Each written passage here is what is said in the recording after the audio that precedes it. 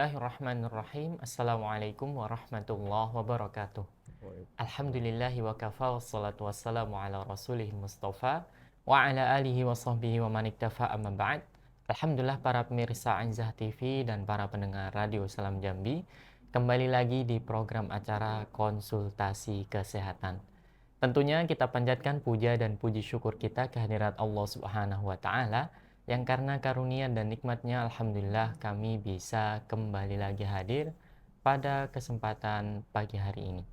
Tak lupa salawat serta salam kita haturkan kepada junjungan Nabi besar kita, suri tauladan kita serta uswah hasanah kita Nabi Muhammad sallallahu alaihi wasallam, dan semoga salawat yang senantiasa kita ucapkan ini sampai pula ke kerabat beliau, ke sahabat beliau, dan juga kepada orang-orang yang mengikuti beliau dengan baik hingga akhir zaman.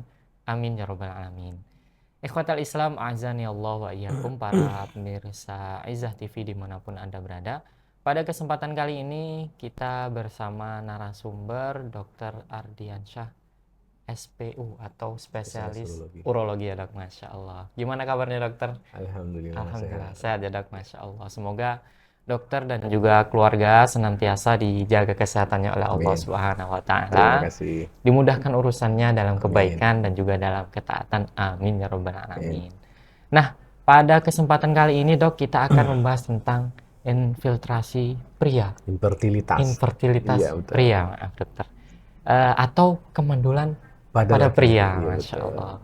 Ini pembahasannya, dokternya spesialis urologi atau kandung kemih ya dok, tapi kok bahasnya ke situ? Nah, ini nanti boleh dijelaskan ya dokter. Baik.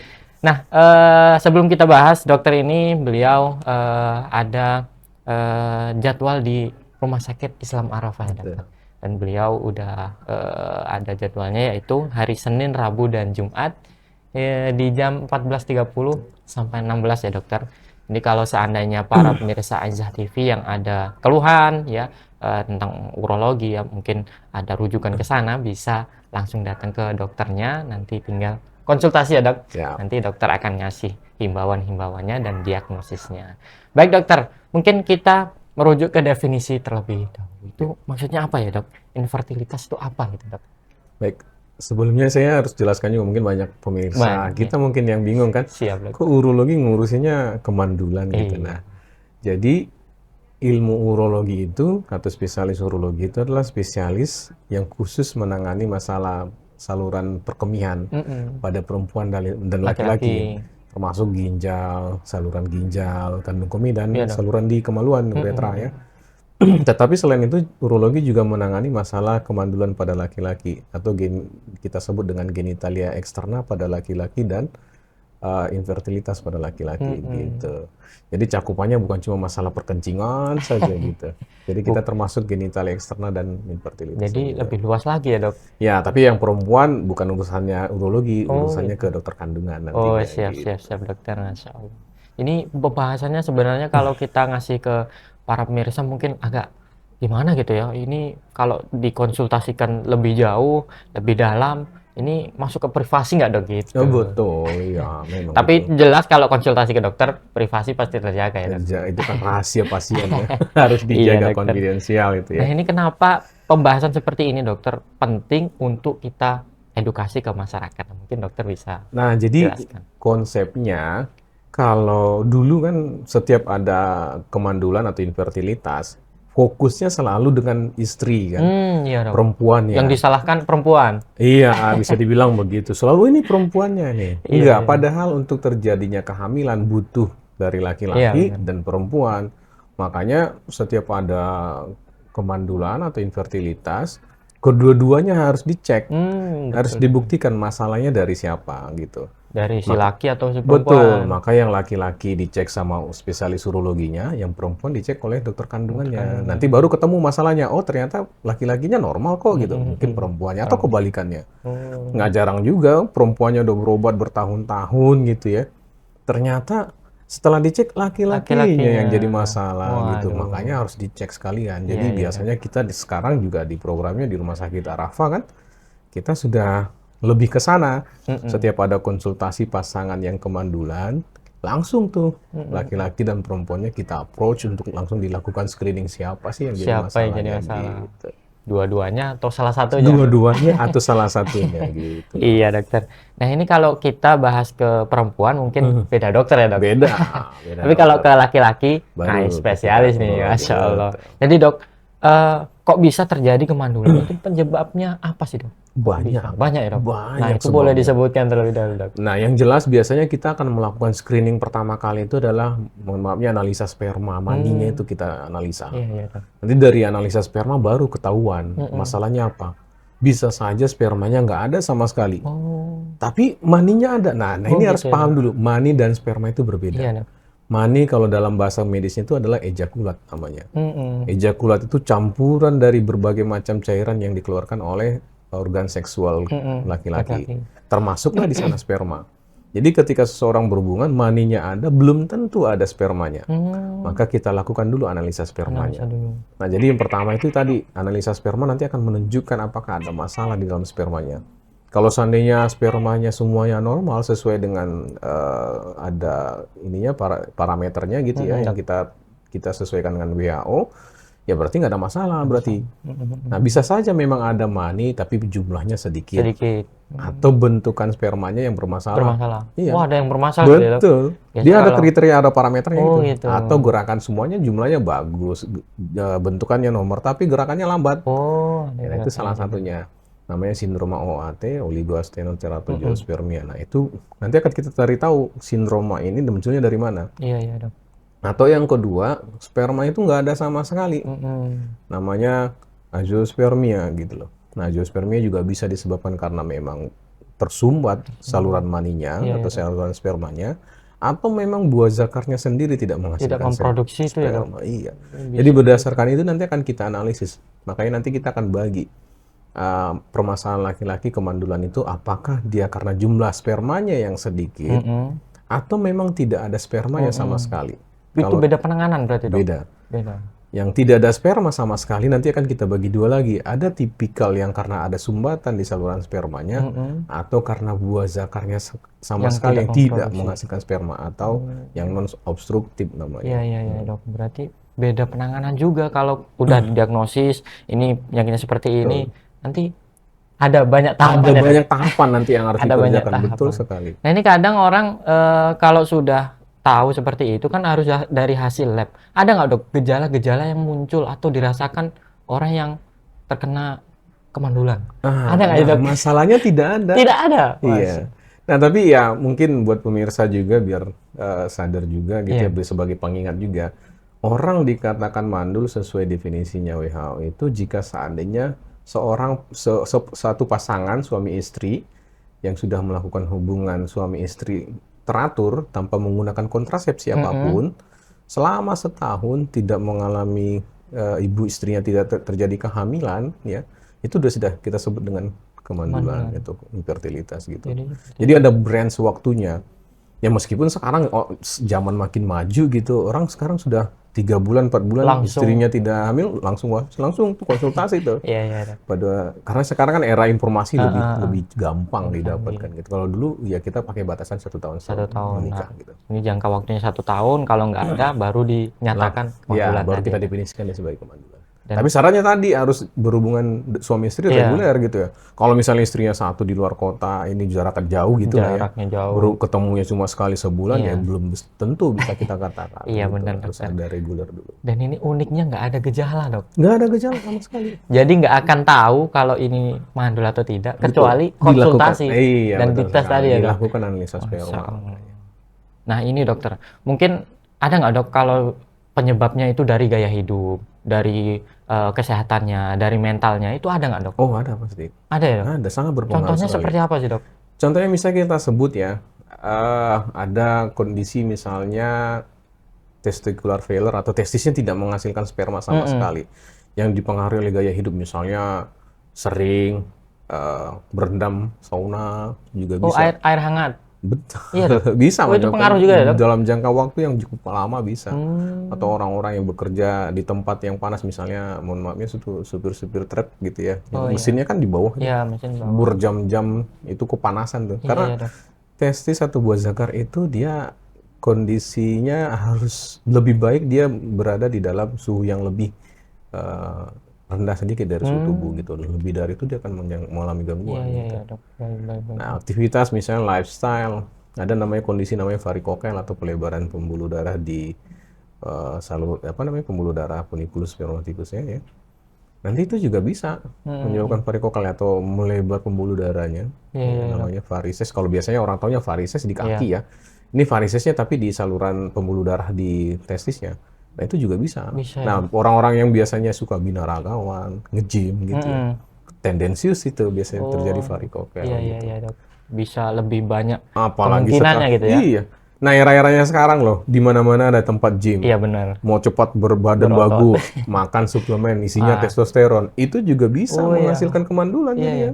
Oh gitu ya, Dok? Betul. Padahal itu hormon ya? Hormon. Karena prinsipnya hormon itu dia kan menghambat produksi hormon alami jadinya. Oh iya. Sehingga hormon alami manusia itu dihambat dan si buah zakar itu nggak menghasilkan hormon laki-laki lagi. Sehingga lama-kelamaan dirangsang begitu terus, hormon laki-lakinya benar-benar nol. Sehingga akan menjadi kemandulan juga bisa. Nah ini jadi edukasi juga nih buat binaragawan. Wah, orang yang harus hati-hati. Yang bodybuilding begitu, hati-hati. Jangan pernah coba-coba menggunakan testosteron. Efeknya memang instan. Tapi kalau suatu saat sudah menikah pengen punya anak ya bisa akan menjadi kemandulan nanti. Bahaya itu ya. Ini yang malah aduh. Mikirnya yang alami-alami aja. Jangan gitu. Sampai lah seperti itu ya. Baik dokter, gini. Kalau nggak ada gejala, terus kita konsultasi, ada nggak dok satu kasus yang dia itu kayak infeksi bakteri dan lain-lain, ada nggak dok yang seperti itu? Jarang sih ya. Kalau kemandulan itu yang datang ke kita di rumah sakit itu jarang. Jarang seperti biasanya itu. Memang selalu ya bisa sih penyebabnya infeksi ya, tapi karena orang dengan infertilitas itu keluhannya selalu datangnya dengan sudah 2 tahun, 3 tahun menikah, tapi istrinya belum pernah hamil gitu ya. Tiba-tiba istrinya sudah berobat dari dokter kandungan di daerah misalnya ya. Nah, dokter daerahnya baru konsultasikan ke kita cek analisa spermanya aja gitu. Nah, pasti biasanya si suami-suami kadang-kadang ada ya stigmanya kan begitu ya. Laki-laki itu kan super hebat gitu ya. Kadang-kadang mereka masih denial bahwasanya laki-laki itu juga bisa menyebabkan adanya kemandulan. Makanya kita edukasi, baru kita anjurkan untuk melakukan pemeriksaan analisa sperma. Setelah hasilnya ternyata, oh iya memang spermanya nggak ada sama sekali, baru ya temen dong sendiri. Ada banyak ya. Baru ada baru sadar lagi ya, baru sadar gitu ya. Karena tadi konsepnya kan di kita ya, pada umumnya orang mengira mandul itu adalah masalah perempuan saja. Itu aja masalahnya. Ini pasti kena ke psikologis juga sih dok, kalau sudah terkena, udah didiagnosis dokter Bapak mandul, kena psikologisnya biasanya. Iya biasanya sih. Ini bisa merembet lagi nggak dok? Maksudnya malah semakin buruk bagi dia kalau misalnya dia semakin pesimis itu. Iya, sebenarnya itu bisa saja karena ya, respon seseorang terhadap problem itu ya mekanisme masalah menghadapi masalah beda-beda gitu. Tapi ya coba kita analisis dulu permasalahannya, apakah ada solusi. Biasanya ya setelah kita kasih edukasi terhadap pasiennya bahwasanya ada solusi yang lain yang mungkin bisa kita kerjakan untuk mengatasi masalahnya gitu. Dan biasanya pasiennya lebih welcome. Gitu, ya. Jadi mereka datang ya nanti mereka pasti berharap solusi. Betul. Kalau cuma datang diagnosis aja kayaknya aduh, udah ladon gitu kan. Ya, betul. Apalagi mungkin cuman diagnosis sendiri, nggak datang kemana-mana, udah mandul, diejek sama tetangga dan lain-lain. Aduh. Kadang-kadang itu yang membuat seseorang, apalagi laki-laki itu mungkin malunya gara-gara itu. Makanya kita harus edukasi. Tidak cukup cuma suami dan istri, kadang-kadang ya kalau pasiennya kedua-duanya ya setuju, kita harus edukasi juga. Ya namanya kita nih budaya timur ya. Iya. Ya, menikah itu tujuannya untuk mencari keturunan gitu. Kadang-kadang itu problem itu bukan cuma sebatas suami dan istri, termasuk mungkin ya mertua, kedua-duanya juga harus diedukasi. Kalau perlu diikutkan aja konsultasi, biar nanti kita edukasi bahwasanya masih ada solusi sih gitu. Karena ini bukan penyakit kutukan kok gitu loh. Iya. Jadi ada solusi kok, nanti kalau konsultasi ke dokter ada solusinya seperti itu. Nah ngomong-ngomong dokter, kalau misalnya seorang udah didiagnosis dan tidak memproduksi lagi dari buah zakarnya, mohon maaf. Itu solusinya seperti apa dok? Atau penanganannya seperti apa? Nah, ini kita klasifikasikan sebagai azoospermia atau tidak ada sperma sama sekali. Kalau azoospermia, kita harus menilai ini apakah tidak adanya sperma ini karena adanya sumbatan di kedua saluran maninya, spermanya ya. Kedua sumbat, ada dua berarti ya, Dok? Iya kan, sperma kan dihasilkan oleh kedua buah zakar ya. Ya. Kalau dia tersumbat kedua-duanya, maka tidak akan ada spermia. Atau karena memang ini buah zakarnya sendiri kedua-duanya tidak menghasilkan sperma. Nah, biasanya kita akan melakukan tindak lanjut. Pertama, kita harus melakukan analisa hormon. Kita nilai hormonnya, hormon laki-laki ya. Hormon yang berperan dalam produksi sperma tadi kita harus analisa. Apakah normal apa tidak? Jika hasilnya normal, kemungkinan saja ini adanya suatu obstruksi atau sumbatan di buah zakarnya. Maka untuk membuktikan adanya obstruksi, nah ini yang agak sulit kita di Jambi, kita belum bisa ngerjakan ya. Yang ujung-ujungnya biasanya kalau kasus yang sperma tidak ada atau azoospermia, biasanya kita akan edukasi pasiennya. Terburuknya adalah untuk mempersiapkan bayi tabung. Oh gitu. Karena tahap berikutnya setelah kita periksa semua hormon, kita akan anjurkan untuk melakukan pengambilan biopsi namanya. Biopsi itu kita ambil sampelnya di dalam saluran sperma dulu, apakah ada sperma? Menggunakan mikroskop di kamar operasi kita lihat. Dicari gitu ya, Dok. Di PESA namanya, kita lihat ada nggak spermanya. Kalau ternyata ada, kemungkinan sih ya spermanya memang betul sesuai dengan hasil hormon juga normal. Nah, sayangnya sebaiknya kalau pada saat biopsi langsung kita persiapkan untuk bayi tabung. Karena kan biayanya kan lumayan ya, dokter. Dan sayangnya kita sudah dapat itu, lebih baik dilakukan bayi tabung sesegera mungkin biar nggak sia-sia nantinya spermanya. Mana susah sedikit lagi, ya kan? Sedikit susah. Nyarinya susah. Ya susah, Allah gitu. Ini seperti itu ya penanganannya. Betul, penanganannya jadi, gitu. Itu tahapnya udah banyak gitu kan. Udah mode darurat lah, Dok. Tapi kalau misalnya memang normal, cuman ada kelainan di bentuk spermanya, mohon maaf dokter. Nah ini penanganannya beda lagi ya, Dok? Nah beda. Biasanya kalau jumlahnya sedikit kita sebut dengan oligospermia atau bentukannya yang bermasalah atau gerakan yang bermasalah. Biasanya sejalan tuh ketiga-tiganya. Sering kita sebut dengan oligosteanoteratospermia. Nah ini biasanya paling sering disebabkan karena adanya varikokel tadi. Apa itu, Dok? Varikokel itu adalah pelebaran dari pembuluh darah vena pada buah zakarnya di plexus pampiniformis namanya. Nah, adanya varikokel itu akan mengganggu si produksi buah testis tersendiri menghasilkan sperma yang baik jadinya. Nah, karena adanya varikokel biasanya akan menyebabkan perubahan suhu yang lebih tinggi di dalam testis itu sendiri, di intraskrotal, di dalam skrotum atau kantong buah zakarnya, sehingga testis tidak terlalu optimal menghasilkan sperma. Nah, kondisi begini biasanya kita lakukan operasi saja varikokelnya. Oh, dioperasi ya, pembuluh darah yang melebar atau varises di plexus pampiniformisnya kita cari dengan mikroskop, kita potong, baru kita ikat. Mudah-mudahan dengan operasi itu bisa memperbaiki analisa spermanya. Gitu ya, Dok. Jadi sambungan yang jelek tadi, betul. yang buruk tadi dibuang. Betul. Ya, alhamdulillah gitu, sih sudah ada beberapa pasien yang mengirimkan informasi baik ya. Alhamdulillah gitu ya. Setelah kita operasi varikokelnya ya alhamdulillah. Alhamdulillah. Jadi kalau udah dapat solusi. Ada satu yang sekarang anaknya umur 3 tahun kayaknya. Masya Allah. Ya suatu kebanggaan, kesenangan sendiri gitu loh. Alhamdulillah. 3 tahun belum menikah, akhirnya sebulan setelah operasi sih alhamdulillah. Alhamdulillah, Masya Allah. Ya jadi kalau misalnya ada keluhan segera konsultasi ke dokter ya, Dok. Iya, pada prinsipnya itu konsepnya jangan berpikir hanya perempuan saja yang mengalami kemandulan. Jadi kemandulan itu istilahnya kan sepasang ya. Bukan perempuan mandul atau laki-laki mandul, tapi pasangan yang mandul kan gitu. Jadi dua-duanya harus segera diperiksa. Iya, artinya ya harus compare dua-duanya. Betul, gitu. jangan saling menyalahkan dan saling menuding. Harus benar-benar dicari tahu dari mana problemnya, apakah laki-laki atau perempuan sih. Kadang ada orang yang berpikiran gini, Dok. Aduh, ini kalau nanti konsultasi ke dokter, kebongkar lah kan, kami ketahuan lah jadinya. Ini kadang malu gitu kan, Dok. Aduh, gimana? Ini sebenarnya persepsi seperti ini nih kayaknya kurang tepat ya, Dok. Betul lah persepsi. Iya, gimana ya, berobat itu kan dia konfidensial ya, dia itu rahasia antara dokter dan kedua pasien saja. Ya terkecuali tadi saya bilang kalau memang ini melibatkan keluarga besarnya dan itu tidak menjadi masalah buat si pasien terutama ya. Istri dan suaminya boleh ngajakin keluarga karena ada konflik ya nggak ada masalah gitu. Tapi hanya sebatas di dalam ruang praktek aja, di luar itu kita nggak bakalan sebut ini. Karena apapun itu ya sesuatu hal aib. Kan Iya. beberapa orang menganggap itu aib. Kalau buat Iya. kita dokter itu adalah penyakit Iya. kan gitu.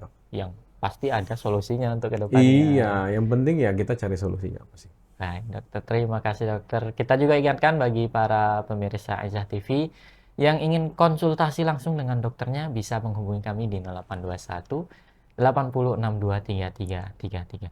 Nah, ini dokter, mungkin ada pertanyaan juga, kalau seandainya suaminya ternyata divonis kemandulan, apa sebaiknya yang dilakukan oleh si istri seperti itu? Yang dilakukan istri mungkin dari sikapnya, atau dia juga harus tes juga yang tadi namanya cek kemandulannya, dia punya kemandulan atau tidak, seperti itu, dokter? Ya, pokoknya kalau misalnya sudah menikah dalam setahun lebih tidak punya anak ya, dua-duanya harus diperiksa sih kalau saran saya. Yang perempuan diperiksa oleh dokter kandungan dan laki-laki kita periksa nanti dari urologi gitu ya. Nah, apa yang harus dikerjakan ya jangan saling menyalahkan dulu, itu yang paling penting. Jangan saling menyalahkan. Harus saling support antara istri dan suami. Karena bagaimanapun ya ini menyangkut keharmonisan nantinya kan gitu di dalam rumah tangga mereka. Tujuan mereka ini kan sesuatu hal yang tidak bisa kita prediksi gitu ya. Suatu hal ya penyakit lah yang harus sama-sama sebagai suami dan istri harus sama-sama menghadapinya gitu. Ya masih ada solusi, cuma nanti dalam perjalanannya kita harus diskusi solusinya mana yang terbaik. Dalam hal ini ya suami dan istri yang paling penting harus saling support sih.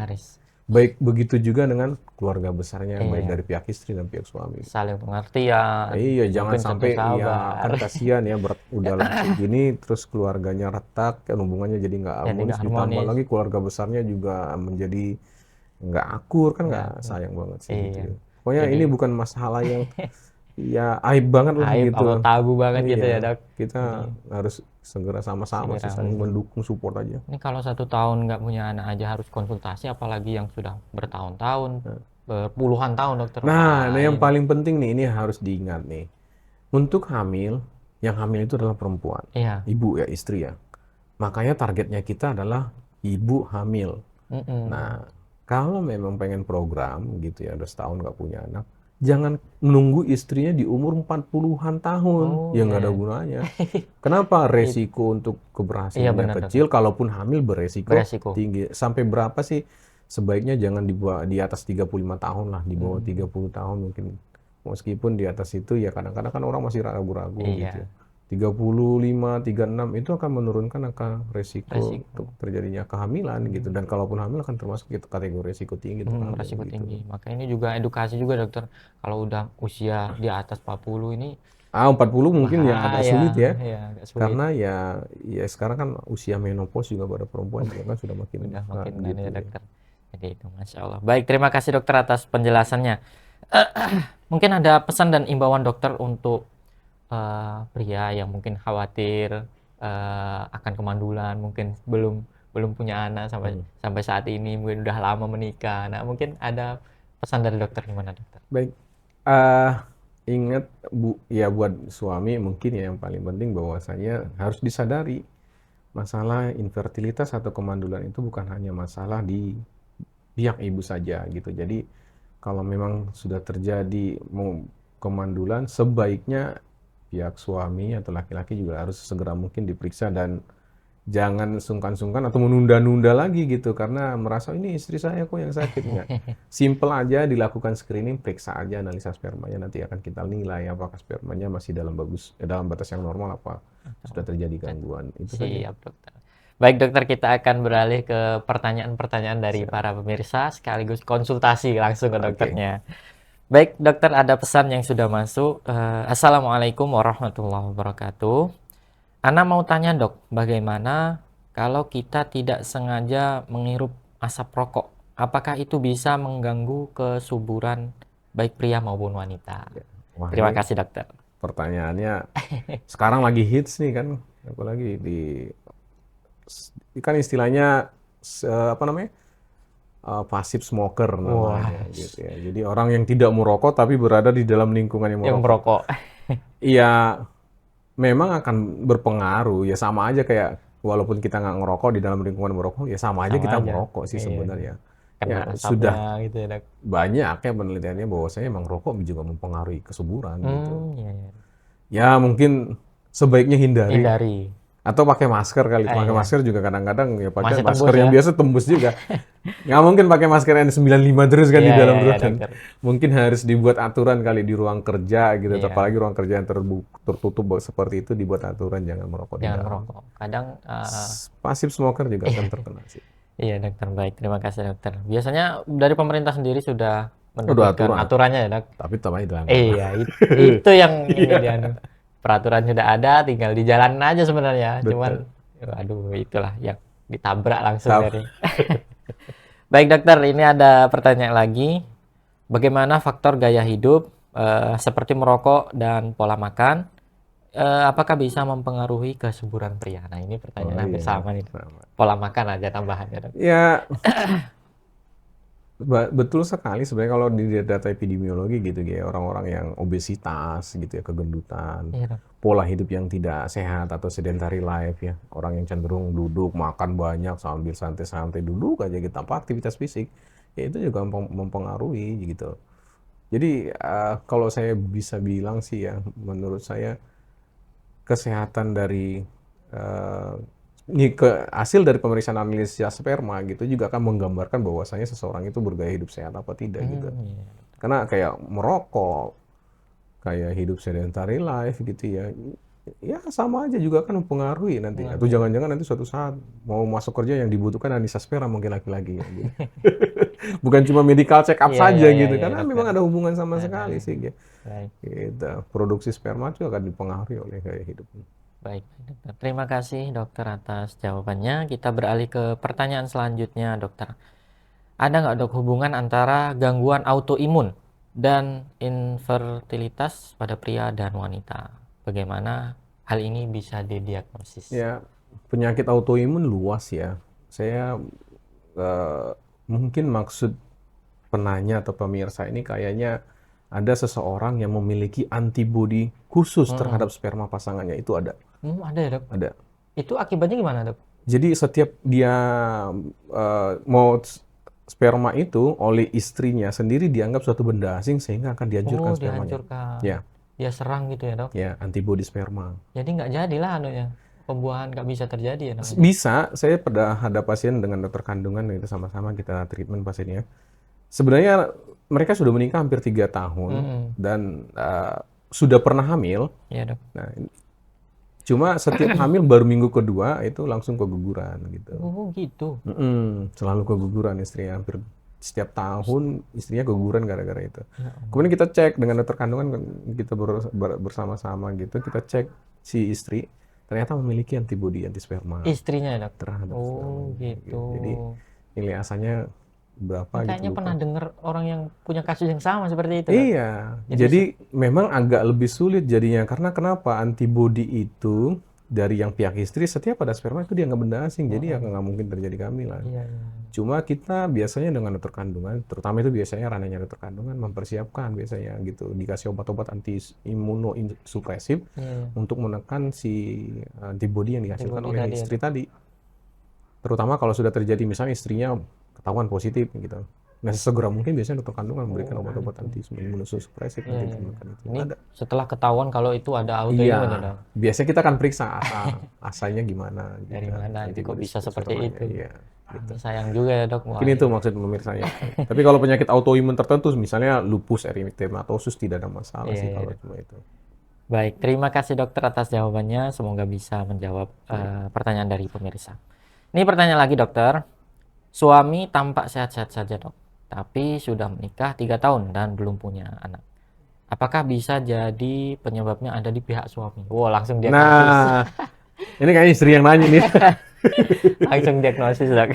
Ya, tadi sebaiknya sih dikonsultasikan baik istri dan suami sih ya. Karena tadi tidak menutup kemungkinan karena untuk terjadinya kehamilan 50% faktor istri, 50% dari faktor suami. Jadi kedua-duanya itu berkontribusi sama besarnya gitu untuk terjadinya kehamilan tadi. Ada peluang yang sama gitu. Betul. Istrinya tidak cukup hanya istrinya saja yang dikonsultasikan ke dokter kandungan. Suaminya juga minimal dilakukan screening aja, analisa sperma aja kalau memang seandainya di daerah gitu ya. Karena kita di Provinsi Jambi kan spesialis urologi baru 6 orang ya. Di Jambi, semuanya di Jambi 5 satunya di bungo. Wah, itu. Nah, maksud saya misalnya di bungo gitu ya, nah, bisa analisa spermanya dulu gitu. Kalau memang atau di yang tidak ada urolognya di Sarolangun misalnya Merangin, pasti di setiap kabupaten kota kita sudah punya dokter kandungan. Ya mudah-mudahan aja ya ada pemeriksaan laboratorium analisa sperma di sana gitu. Ya minimal ada Dok, pemeriksaan pemeriksaan itu ya sih analisa spermanya yang paling penting sih. Jadi jangan langsung diagnosis pihak suami. Iya, itu hal yang akan menimbulkan konflik jadinya. Betul sekali. Nggak harmonis lagi nanti, bahaya. Betul. Saling menyalahkan itu yang akan jadi masalah jadinya. Gitu. Baik dokter, kita beralih ke pertanyaan selanjutnya. Tentunya terima kasih dokter atas jawabannya tadi. Dok, sering pakai celana ketat dan kerja seharian di depan laptop. Apakah bisa mempengaruhi kesuburan sebagai pria? Ya, memang secara tidak langsung sih tidak. Tapi pemakaian celana skinny yang ketat-ketat begitu akan mempengaruhi suhu di daerah kemaluan, terutama di daerah testisnya nantinya. Ya, perubahan suhu yang terlalu lama dibiarkan seperti sama halnya tadi dengan sauna, mandi sauna setiap hari, mandi sauna 2 kali, 3 kali sehari. Itu akan mempengaruhi nanti terhadap produksi sperma oleh testisnya nanti ya. Iya dokter. Jadi sebaiknya gimana dok? Ya, gak usah sering-sering pakai yang skinny-skinny ya. Mau kerja juga pakai skinny kan gak nyaman juga. Iya. Jadi yang longgar-longgar aja lah kan. Apalagi duduk berjam-jam pakai celana yang skinny kan gak nyaman juga. Panas pasti. Baik dokter, ya, terima kasih atas jawabannya. Kita beralih ke pertanyaan selanjutnya dokter. Ini mohon maaf dokter, apakah sering onani, mohon maaf dokter, dan masturbasi bisa menyebabkan kemandulan? Nah, itu. Menyebabkan kemandulan sih tidak. Tapi ingat gitu, onani dan masturbasi itu ya tidak akan mengganggu kesehatan, cuma masalahnya adalah masalah psikologi nantinya. Oh, psikologi ya dok. Kebanyakan orang-orang yang sering-sering begitu kan biasanya ada gangguan ke psikiatri jadinya. Iya. Gitu. Jadi ya secara kesehatan sih tidak ada bermasalah. Secara langsung ke kemandulan nggak ada ya? Enggak. Tetapi secara psikis, psikologi nanti itu akan menjadi problem sih. Nah, iya. Makanya nggak, lebih baik jangan. Buat edukasi nih, buat pemirsa. Baik dokter, terima kasih atas jawabannya. Ini pertanyaan selanjutnya. Kalau sperma encer atau tidak kental dokter, apa ini tanda mandul? Dan bagaimana cara mengetahuinya pasti? Nah, gini, saya juga banyak tuh. Jadi baru menikah 1-2 bulan, kemudian kekhawatiran itu muncul. Biasanya yang pertama kali dibilang, kok mani saya encer gitu. Nah, keenceran mani itu tidak bisa dinilai secara subjektivitas. Jadi kekentalan itu ada alat ukurnya di laboratorium, namanya viskositas. Viskositas ya. Betul sekali. Jadi jangan terlalu cepat mendiagnosis sendiri bahwasanya itu. Makanya saya bilang basicnya atau standar yang paling sederhana tanpa melakukan tindakan apapun ke laboratorium, kita periksa analisa spermanya. Cuma untuk melakukan analisa sperma sebaiknya, biasa dianjurkan di laboratorium juga, setiap laboratorium. Ya, tidak boleh berhubungan dulu minimal 3-4 hari sebelum dilakukan analisa sperma. 3-4 hari. Dan pengambilan sampelnya. Nah, ini yang biasanya pasien kadang-kadang rasanya nggak nyaman. Karena harus diambil sampelnya saat itu juga di laboratorium. Boleh nggak dok saya periksa analisa sperma di rumah, dikeluarkan baru dikirim ke labor? Nggak bisa. Harus saat itu juga. Gitu. Biasanya sih solusinya istrinya ikut nggak dok? Ikut biasanya ke labor, makanya biasanya di tempat labor yang bagus gitu sudah dibuat fasilitas gitu ya, yang nyaman. Yang sifatnya privacy buat suami dan istrinya gitu. Dan ini memang tapi dikeluarkannya harus masturbasi, nggak boleh berhubungan. Iya, jelas ya dok. Ini mohon maaf, maksudnya ini privasi, cuman memang untuk edukasi. Untuk gitu. edukasi ya. Iya, karena kan saya sih ya kita sebagai urolog itu di Jambi sendiri lah gitu kan. Banyak itu datang berobat yang kedatang konsultasi ke kita 3 tahun, 4 tahun dokter anaknya suami istrinya berobat ke dokter kandungan gitu. Iya. Udah bolak-balik kemana-mana ke dokter kandungan A, B, C, D gitu kan. Ya. Semuanya udah mengatakan istrinya baik-baik saja, tapi mungkin suaminya karena kekeh banget gitu ya. Karena merasa konsep itu hamil itu dan mandul itu adalah urusannya perempuan gitu.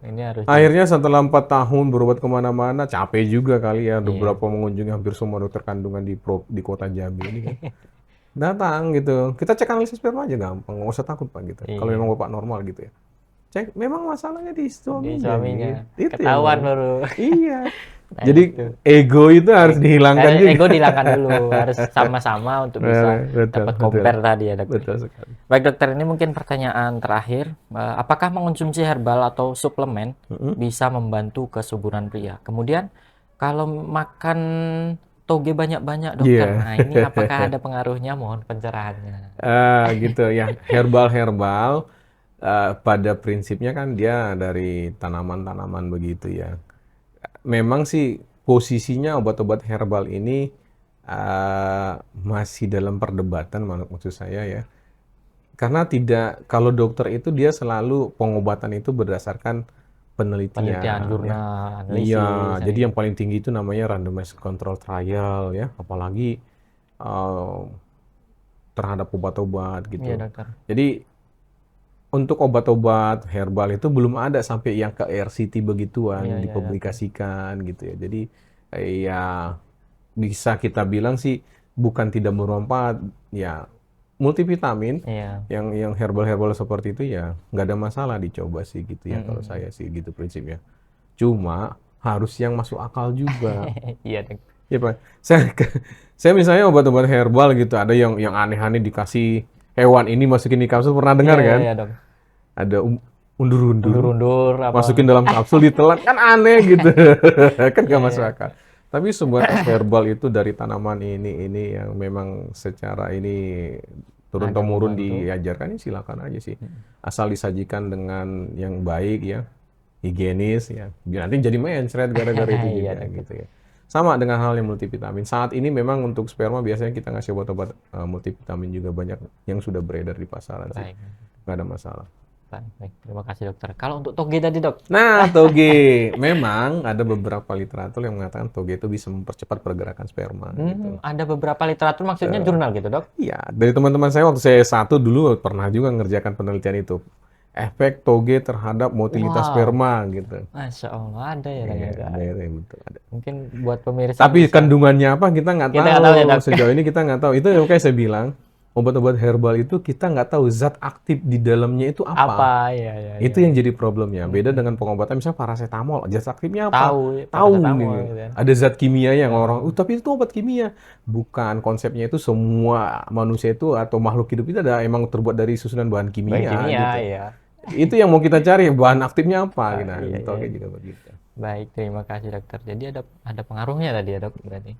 Nah, untuk Pergerakan sperma. pergerakan sperma. Mungkin buat para pemirsa lebih mudahnya cek jurnal aja gitu ya dok.